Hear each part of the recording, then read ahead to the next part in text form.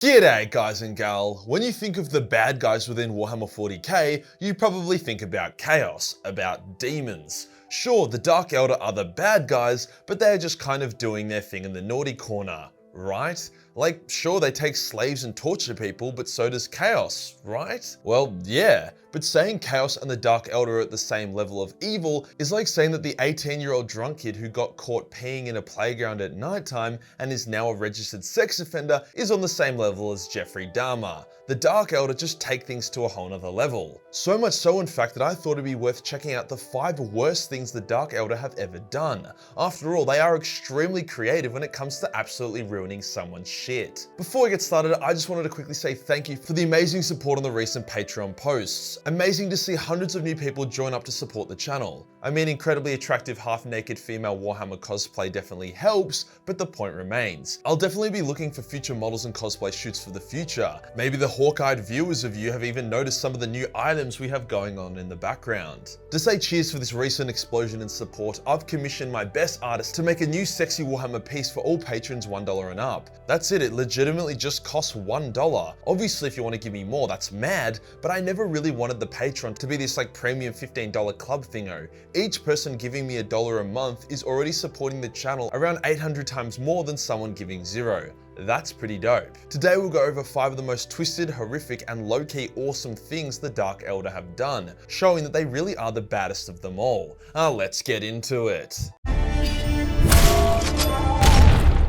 There is nothing quite as cute as Tau naivety. Sure, in the current setting they have learnt a lot of harsh lessons and have become just as douchey, racist, and jaded as any other 40k faction, but their first interaction with the other factions was always a treat, for the reader, not for the Tau. The most horrific of these meetings was between the Dark Eldar and the Tau. The Tau weren't aware that the Dark Eldar captured billions of slaves and then murder-fucked them to death. So when the Dark Eldar offered to help the Tau defend themselves against the Tyranids, the results were horrifying. The Dark Eldar initially proved to be steadfast allies. Their weapons and tactics were really good against the Nids, and combined with Tau forces, the space bugs were squashed without too much drama. Then the Dark Eldar requested their price for their aid, 77 Tau of each caste as well as 7 ethereals. The Tau didn't really know what the Dark Eldar wanted the 77 of each caste for, as the Dark Eldar just called it a cultural exchange. But the Tau did not want to hand over 7 ethereals, as each ethereal is like a literal Tau Jesus in their empire, so they gave over the 308 Tau but no ethereals.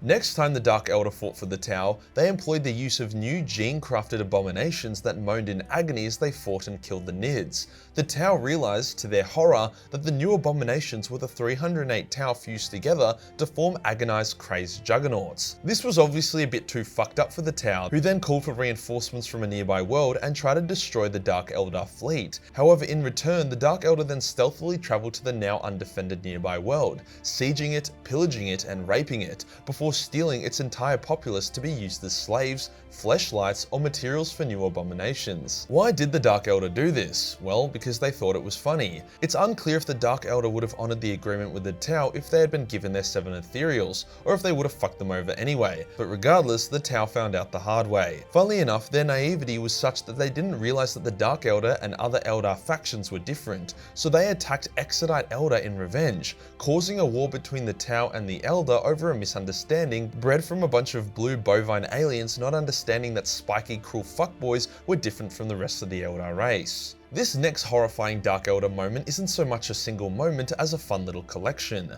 The homunculi are the Dark Eldar responsible for most of the bad shit, as they are the ones that figured out how to keep someone alive and conscious well beyond when they should be dead, or at least unconscious. Some of their highlights include flaying, flensing, drilling, and desecrating a bunch of slaves, and turning them into living wind chimes. So whenever the wind passes through them, it causes them insane agony whilst also producing beautiful music due to the way their exposed bone and sinew have been carved.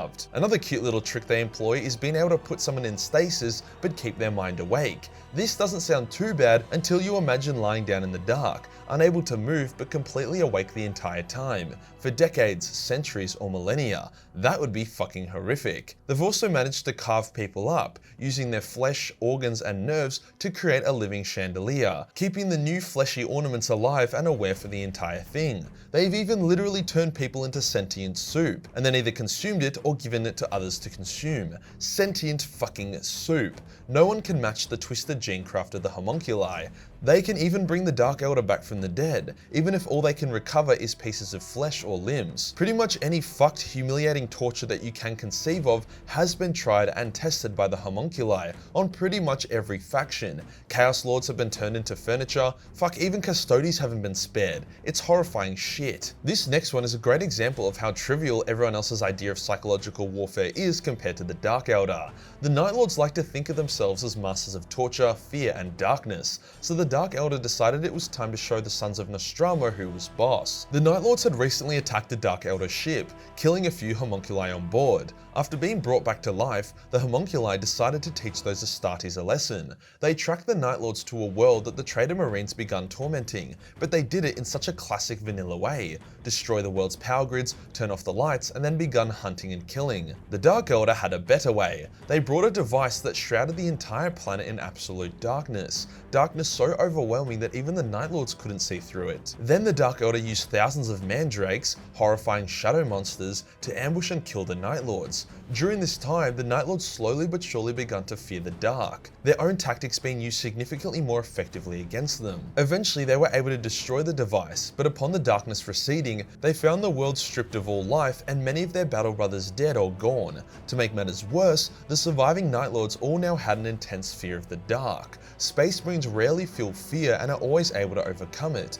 However, the Dark Eldar had made the Night Lords, the self-proclaimed masters of darkness, absolutely shit scared of their own shadows. The Dark Eldar often uses classic beatable bad guys, sometimes even quite incompetent. However, if you personally piss off an Archon or notable Dark Eldar character, you are going to have a shit one. The Raven Guard learnt this the hard way. See, the Raven Guard had been striking against the Dark Eldar subfaction and had been succeeding, so the Dark Eldar laid a trap, luring the Raven Guard onto a world and then engaging them in battle. They killed some, captured a few more, however the heroics of the Raven Guard led them to free their battle brothers. Overall, seemingly a victory for the Raven Guard. However, this was all according to plan. 100 years later, all of those captured Raven Guard who were freed, or new Raven Guard who were created using the gene seed taken from those original captured Raven Guard, rapidly mutated into monsters that attacked their allies. Thus, the Raven Guard lost warriors from the initial battle, lost warriors who had been captured, and lost warriors in the monster attack. To make matters worse, the Raven Guard couldn't detect the flawed gene seed virus, so they had to kill an entire generation of aspirants to ensure the Dark Eldar gene seed virus was destroyed.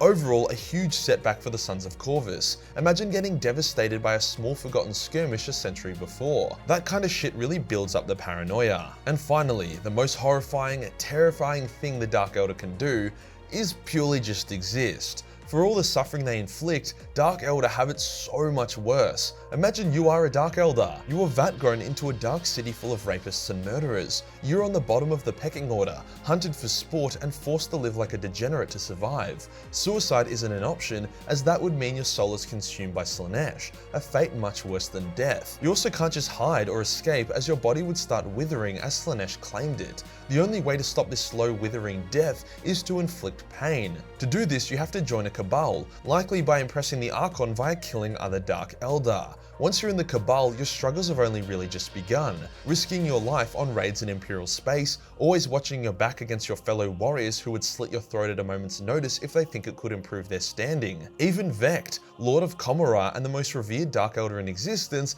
is constantly paranoid about assassins and traitors. The dude has been killed before. Your life is a constantly paranoid existence, where you can trust nobody and everyone hates you. There is also no escape. The only way to actually have a chance at a somewhat not dog shit life is to renounce the Dark Eldar and join the Ynnari or a craft world. That's right, the only way to avoid the horrors of being a Dark Eldar is to stop being a Dark Eldar. So the next time a Dark Elder is skinning your flesh whilst destroying your asshole with their spiky metal strap-on, just remember who the real victim is. It's important to have empathy. If you enjoyed the video and you want to support the channel, then Patreon is the place to be, where only $1 per month gives you access to a boatload of Battlemace 40 million hentai, as well as some live action nude cosplays. Hit the subscribe button, then hit the real subscribe button for more terrifying content. Join the Discord for more memes, and I'll see you in the next one.